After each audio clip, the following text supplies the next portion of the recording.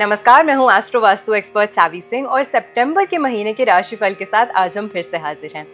सितंबर के महीने की हम बात करेंगे क्योंकि सितंबर के महीने में पहले ही हफ्ते में यानी कि 7 सितंबर को ही साल का एक बहुत महत्वपूर्ण चंद्र ग्रहण जो है वो लगने वाला है। और इसी के साथ पंचांग अनुसार अगर हम बात करते हैं तो 7 सितंबर से ही पितृपक्ष का जो समय है वो भी प्रारंभ होने वाला है, यानी कि पूर्णिमा तिथि पे पहले दिन ही पितृपक्ष के पहले श्राद्ध के दिन ही चंद्र ग्रहण जो है वो पड़ने वाला है।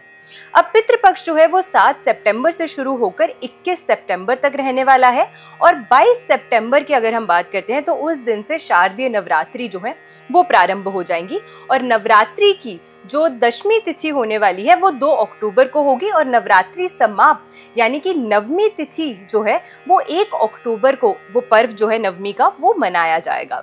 तो सितंबर का जो महीना है वैसे ही जैसे ही अगस्त आता है तो कई सारे त्योहार, कई सारे फेस्टिविटीज जो है वो भारत में स्टार्ट हो जाते हैं, शुरू हो जाते हैं। इसी वजह से आने वाले जो महीने होते हैं उसके प्रति और ज़्यादा उत्साह जो है वो लोगों के मन में देखने को मिलता है।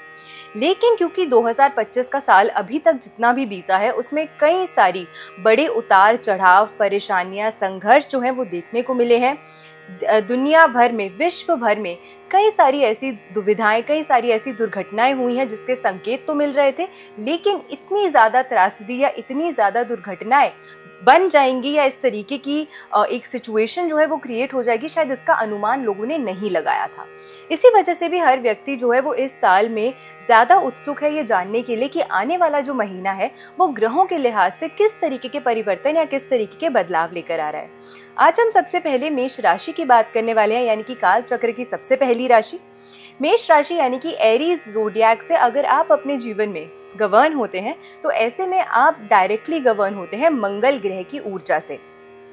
काल पुरुष की कुंडली के अनुसार मंगल ग्रह जो है आपके लिए आपकी राशि और साथ में आपकी राशि से अष्टम भाव की जो राशि है उसके स्वामी ग्रह माने गए हैं। और इस समय ट्रांजिट की अगर हम बात करते हैं, गोचर की अगर हम बात करते हैं तो आपकी राशि से छठे भाव और सप्तम भाव दोनों को ही प्रभावित करने वाले हैं मंगल का गोचर, क्योंकि 28 जुलाई को आपके छठे भाव में मंगल ने ट्रांजिट किया था। और छठा भाव नेचुरली जो है ये एक ऐसा भाव माना जाता है जो आपके जीवन में कॉम्पिटिशन्स को दर्शाता है और मार्स सेनापति है। तो जब इस भाव में मंगल की ट्रांजिट होती है या मंगल इस भाव में आके गोचर करते हैं तो ऐसे में आपके अंदर जो एक आपकी ऊर्जा होती है, आपकी जो एनर्जी होती है उसे बल देते हैं। कहीं ना कहीं अगर आप अपने जीवन से शत्रुओं से बहुत ज़्यादा पीड़ित या परेशान चल रहे थे तो उस लिहाज से भी मंगल का ये जो ट्रांजिट है वो आपके लिए फेवरेबल ही साबित हुआ होगा। और आपके जॉब सेक्टर में भी, आपके व्यवसाय से जुड़े हुए कार्यों में भी, अगर आप नौकरी पेशे में हैं तो उसमें भी इसका लाभ आपको आपके जीवन में डेफिनेटली देखने को मिलेगा, क्योंकि मंगल नेचुरली आपकी ऊर्जा जो है वो बढ़ाएगा। हाँ, एक चीज़ का ख्याल आपको ज़रूर इस समय के दौरान रखना चाहिए, क्योंकि मंगल नेचुरली एक अग्रेसिव प्लैनेट माना जाता है और अगर आपकी कुंडली में, आपकी स्व कुंडली में अगर मंगल जो है वो नीच की स्थिति में है या पाप ग्रहों से पीड़ित है या फिर कोई ना कोई ऐसी मैलिफिक पोजीशन में या स्थिति में आता है जिसकी वजह से उसकी नेचुरल ऊर्जा कमज़ोर है, तो कहीं ना कहीं आपके लिए जो संघर्ष या परेशानियां हैं वो थोड़ी सी बढ़ा भी सकते हैं, क्योंकि छठा भाव जो है ये त्रिषाढ़ाय भाव माना गया है। तो इस भाव में बैठकर कहीं ना कहीं थोड़ी सी परेशानियां या संघर्ष भी आपके लिए मंगल जो है वो बढ़ा सकता है, क्योंकि बातचीत के दौरान हो सकता है कि आप कोई ऐसी बात किसी को बोल दे जो उन्हें बहुत ज़्यादा चुभ जाए या उन्हें बहुत ज़्यादा ठेस पहुंचा दे, जिसकी वजह से आसपास में स्पेसिफिकली आपके सहयोगी, आपके सहकर्मी, आपके कोलीग्स के साथ आपके जो संबंध है या रिलेशनशिप्स है उनमें खटास आ सकती है। तो इसका खास ख्याल आपको ज़रूर रखना चाहिए।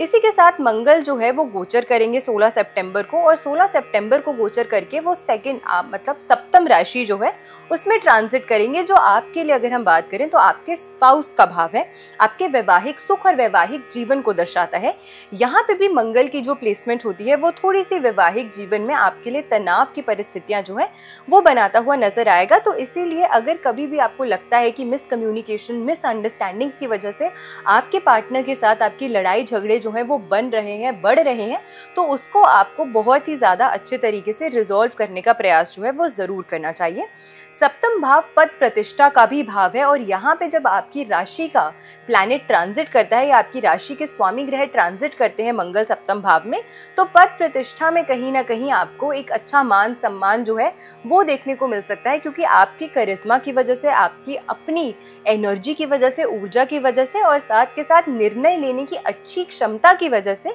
कहीं ना कहीं लोगों के मन में आपके प्रति एक सम्मान जो है वो भी बढ़ता हुआ आपको नजर आएगा। लेकिन खास ख्याल आपको किस चीज़ का रखना है? अपनी वाणी का, कि आप अपने थॉट्स, आप अपनी जो सोच है वो किस तरीके से लोगों के समक्ष प्रस्तुत करते हैं, उसका विशेष ख्याल आपको ज़रूर इस समय के दौरान रखने का प्रयास करना चाहिए। अब जब हम सितंबर के महीने की बात कर रहे हैं और बहुत सारे प्लैनेट्स जो हैं वो ट्रांजिट करते हैं, गोचर करते हैं, इस महीने एक महत्वपूर्ण चीज़ ये भी है कि मंगल और बुध दोनों ही ये जो ग्रह हैं वो एक साथ ट्रांजिट कर रहे हैं। यानी कि जब आपकी छठे भाव में मंगल की प्लेसमेंट है, वहाँ पे बुध की भी प्लेसमेंट होगी, जो नेचुरली वाणी को ही गवर्न करते हैं, आपके धन और व्यवसाय के कारक माने जाते हैं। और सिमिलरली यहीं पे ये जो प्लेसमेंट है वो सप्तम भाव में भी ट्रांजिट होगी। तो जब बुध ग्रह छठे और सप्तम भाव को मंगल की युति के साथ प्रभावित करेगा, तो अगेन ये एक स्ट्रॉन्ग इंडिकेटर होता है कि इस समय के दौरान आपकी वाणी जो है उसमें थोड़ी सी क्रूरता, हार्शनेस या रूडपन आ सकता है। तो उसका विशेष ख्याल आपको जरूर रखने का प्रयास करना चाहिए। स्पाउस के साथ आपकी मिसकम्युनिकेशन की वजह से मिसअंडरस्टैंडिंग्स जो है और दूरियां जो हैं वो बढ़ सकती हैं, तो इसीलिए इस चीज का भी आपको ख्याल रखने का प्रयास जो है वो जरूर करना चाहिए। इसके बाद में हम बात करते हैं गुरु ग्रह की, बृहस्पति, जिसका आपको टाइम एंड अगेन आपने सुना होगा कि इस साल के दौरान एक वर्ड गुरु ग्रह के साथ हमेशा ही एसोसिएटेड रहा है कि देवगुरु बृहस्पति जो है वो अतिचारी मूवमेंट में गोचर कर रहे हैं। अतिचारी मूवमेंट का मतलब ये होता है कि जो भी ग्रह है जो ऑर्बिट में भ्रमण करते हैं उनकी अपनी एक निर्धारित गति होती है, लेकिन जब उस गति को छोड़ के अगर वो और ज्यादा तेज गति में उस ऑर्बिट में ट्रांजिट करने लग जाते हैं तो इसे ग्रह की अतिचारी मूवमेंट कहते हैं। और इस समय देवगुरु बृहस्पति अतिचारी मूवमेंट में है, जो 2033 तक ऐसे ही रहने वाले हैं। आपकी राशि अनुसार अगर हम बात करें तो आपकी राशि से तृतीय भाव की राशि में यानी कि जेमिनाई में देवगुरु बृहस्पति जो है वो इस समय के दौरान प्लेस्ड है और अतिचारी मूवमेंट में है।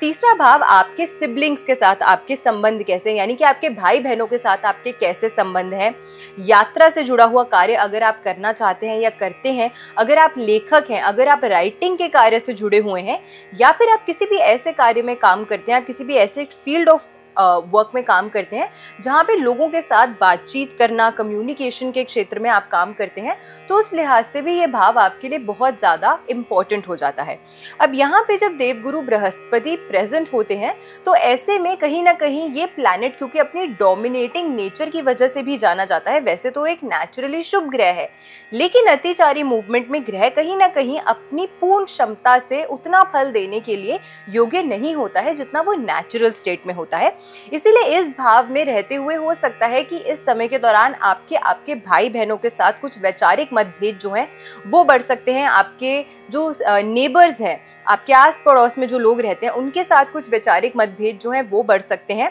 यात्रा पर अगर आप जाना चाहते हैं तो उस लिहाज से आपको कुछ अच्छे रिजल्ट्स जो है वो मिल सकते हैं। इस समय के दौरान, इस वर्ष के दौरान ऑल ओवर आपकी धर्म से जुड़ी हुई जो यात्राएं हैं वो भी कहीं ना कहीं उसमें आपको एक बढ़ोतरी जो है वो दिखती हुई नजर आई होगी। और इसी के साथ में ये भाव जो है, अगर आप कम्युनिकेशन के क्षेत्र में है तो अगेन आपके लिए काफ़ी ज़्यादा इम्पोर्टेंट है। कम्युनिकेशन के से जुड़ा हुआ अगर आप कार्य करते हैं या फिर लेखक अगर आप हैं, राइटिंग से जुड़ा हुआ कार्य आप करते हैं, दोनों ही लिहाज से आपके लिए ये जो ट्रांजिट और प्लेसमेंट है वो कुछ शुभ प्रभाव जो है वो लेकर आ रहा है। तो उस लिहाज से देवगुरु बृहस्पति की जो प्लेसमेंट है आपके जीवन में अच्छे रिजल्ट्स आपको देगा।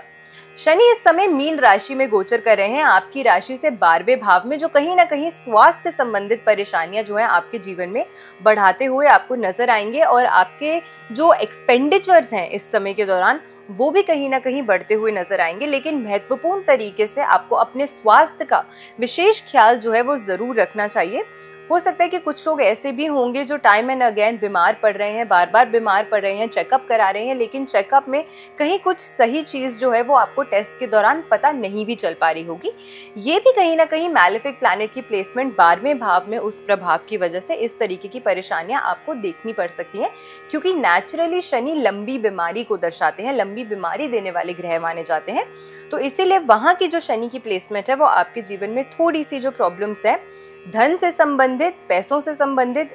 स्पेसिफिकली एक्सपेंडिचर से संबंधित बढ़ा सकते हैं। और स्वास्थ्य का खास ख्याल जो है वो आपको इस समय के दौरान जरूर रखना चाहिए।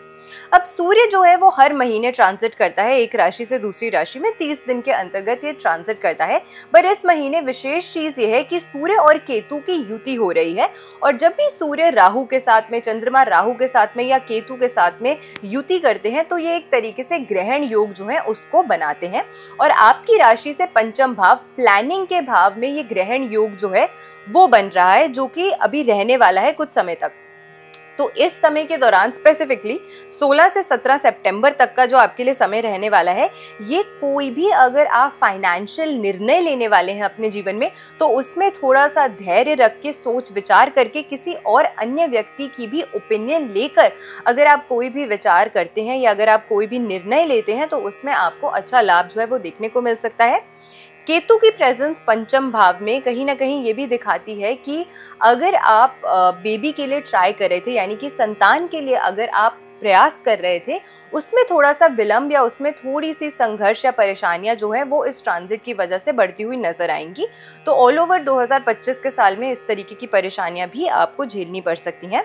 केतु और सूर्य की युति की वजह से लव लाइफ में आपकी कहीं ना कहीं कुछ परेशानियां जो है वो बढ़ सकती हैं। और स्पेसिफिकली क्योंकि आपकी राशि से अगर हम बात करते हैं तो ये ट्रांजिट पंचम भाव में हो रहा है, एरीज, तो अगर आपकी राशि एरीज बनती है तो हो सकता है कि इस लव लाइफ में जो परेशानी आ रही है उसमें आपके पार्टनर का उतना दोष ना हो, बट आपका कहीं ना कहीं ज्यादा दोष हो। तो इसीलिए थोड़ा सा धैर्य रख के, चीजों को बेहतर तरीके से समझ के, एनालाइज करके, अपने पार्टनर के साथ कम्युनिकेट करके अगर आप आगे बढ़ते हैं तो आपके रिश्ते में हार्मनी और प्रेम जो है वो बना रहेगा। तो इस तरीके के जो बदलाव है, इस तरीके का जो प्लैनेट्स का गोचर है वो आपके पूरे महीने को, जो पूरे महीने है उसको कहीं ना कहीं प्रभावित करने वाला है। तो इतने सारे बदलाव, इतने सारे चेंजेस लेकर अगर ये महीना आ रहा है तो एक रेमेडी, एक उपाय जो आपको विशेष करके इस महीने के दौरान जरूर करना चाहिए, जिससे आपके लिए नेचुरली मंगल ग्रह की ऊर्जा जो है वो बेटर होती है, बलवान होती है।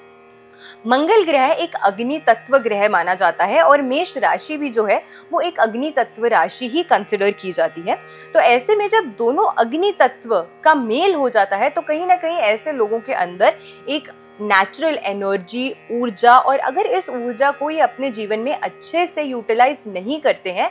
तो वो ही अग्नि या वही ऊर्जा जो है इनके जीवन में बहुत ज़्यादा अग्रेशन भी ला सकती है। इसीलिए अपनी मार्स की एनर्जी को हमेशा अच्छे से कंट्रोल करके रखना आपके लिए बहुत ज़्यादा महत्वपूर्ण है। अब ऐसे में मंगलवार के दिन आपको ये उपाय करना है। सूखी लाल मिर्च जो होती है उसका दान आपको किसी भी मजदूर से या श्रम से जुड़ा हुआ जो व्यक्ति कार्य करते हैं या जमीन भूमि से जुड़ा हुआ जो व्यक्ति कार्य करते हैं उनको आपको भेंट देना चाहिए, उनको आपको दान में देना चाहिए, और साथ में कुछ दक्षिणा आपको जरूर देनी चाहिए अपने सामर्थ्य के अनुसार। तो इस तरीके से अगर आप मंगलवार के दिन ये रेमेडी करते हैं तो उससे बहुत विशेष लाभ आपको आपके जीवन में देखने को मिलता है। हम आशा करते हैं आज की वीडियो आपको पसंद आई होगी। वीडियो अगर अच्छी लगी हो तो ज़्यादा से ज़्यादा लोगों तक वीडियो को शेयर जरूर कीजिएगा और चैनल को सब्सक्राइब जरूर कीजिएगा। अगली राशि की हम बात करेंगे कि सितंबर का महीना वृषभ राशि वालों के लिए कैसा रहने वाला है। तब तक नमस्कार, आप सब अपना ख्याल रखिएगा।